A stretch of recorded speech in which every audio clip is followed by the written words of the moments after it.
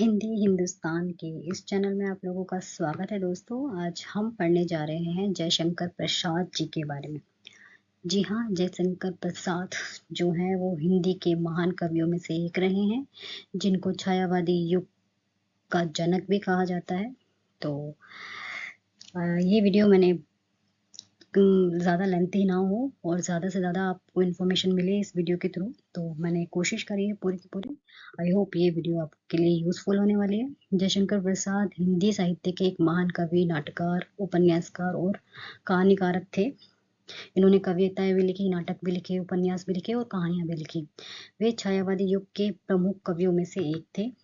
तो मतलब ये क्वेश्चन आ जाता है, जैसे ऑप्शन वाले क्वेश्चंस आते हैं ना, तो जयशंकर प्रसाद कौन से युग के कवि थे, तो छायावादी युग के कवि थे। उन्हें छायावादी युग का जनक भी कहा जाता है, जैसा कि मैंने ऊपर ही बता दिया था आपको।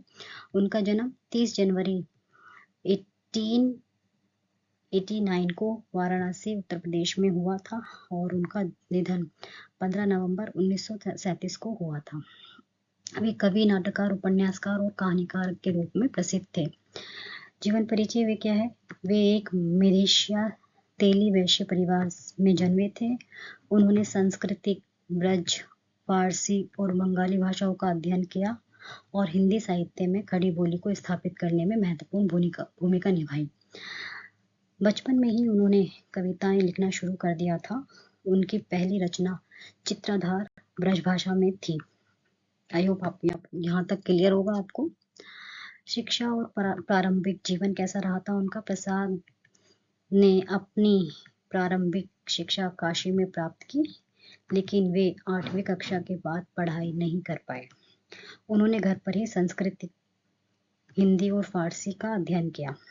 प्रसाद जी एक बहुमुखी प्रतिभा के धनी थे। उन्होंने हिंदी साहित्य को कई महत्वपूर्ण रचनाएं दी, जिनमें से कुछ प्रमुख हैं। जैसे कविताएं कौन कौन सी लिखी उन्होंने? प्रसाद जी एक महान कवि थे। उनकी प्रमुख कविताएं हैं कामयानी, आंसू, श्रद्धा, अश्रुक और अमृत। ये इनकी महान कविताएं हैं। उन्होंने अपनी कविताओं में प्रेम, सौंदर्य, प्रकृति, मानव जीवन और राष्ट्रीयता जैसे विषयों को अभिव्यक्त किया है। नाटक कौन कौन से लिखे उन्होंने? प्रसाद जी ने कई प्रसिद्ध नाटक लिखे हैं, जिनमें अंजलि, राज्य युद्ध, विनाश, कंकट और कामना शामिल है। इन नाटकों में उन्होंने प्राचीन भारतीय इतिहास, संस्कृति और मूल्यों को दर्शाया है। उपन्यास कौन कौन से हैं प्रसाद जी के? कुछ उपन्यास जो उन्होंने लिखे हैं अमृत और अश्रुक, ये इनके उपन्यास हैं।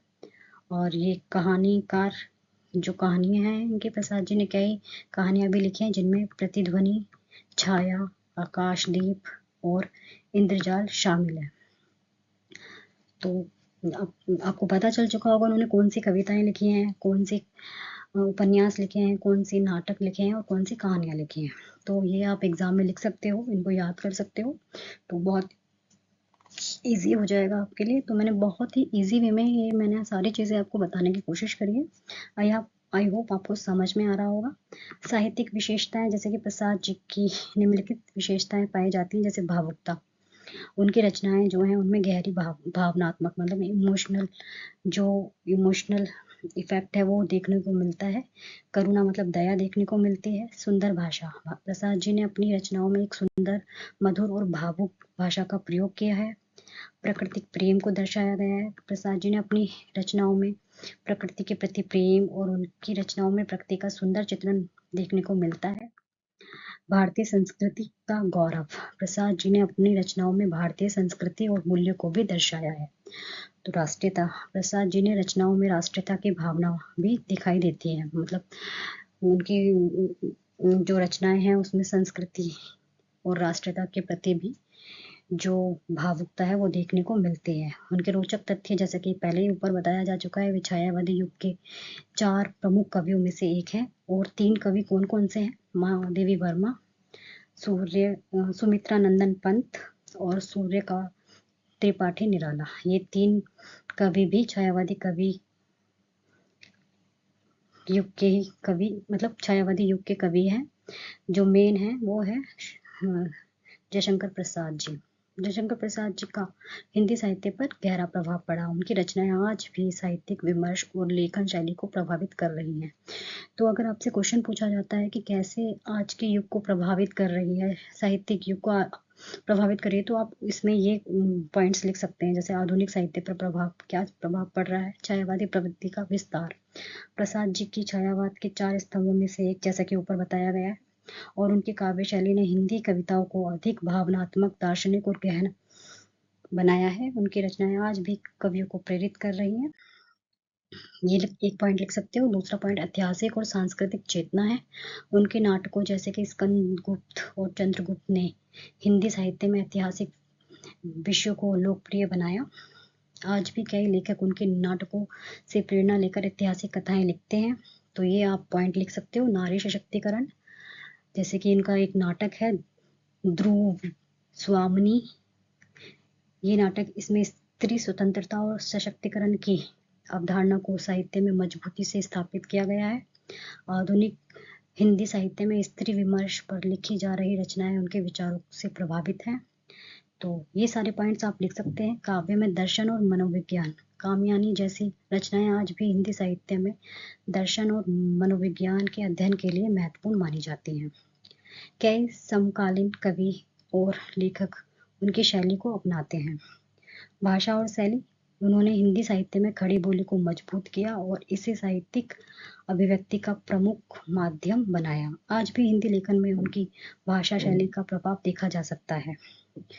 तो आप देख सकते हैं इन सभी उनकी रचनाएं न केवल साहित्यिक दृष्टि से बल्कि सामाजिक और सांस्कृतिक रूप से भी महत्वपूर्ण हैं। तो आप ये सारे पॉइंट्स लिख सकते हैं। आई होप आपको इस वीडियो के थ्रू कुछ ना कुछ हेल्प ज़रूर मिलेगी। और मैंने कम से कम समय में ही सारी चीज़ें लेकर, मतलब जो भी मेन पॉइंट्स हैं जयशंकर प्रसाद से रिलेटेड, सारे इस वीडियो में डालने की पूरी कोशिश करिए। तो प्लीज़ थैंक यू दोस्तों। अगर आपको मेरी वीडियोज़ ये अच्छी लगी तो प्लीज़ लाइक, सब्सक्राइब और शेयर करिए मेरी वीडियो को, और ज़्यादा से ज़्यादा शेयर करिए, मतलब थैंक यू। अगर आप कुछ चाहते हैं कि मैं इसमें और पॉइंट्स ऐड करूं या कुछ और वीडियो बनाऊं किसी और टॉपिक पर, तो प्लीज़ कमेंट के थ्रू मुझे बताइएगा। Thank you again.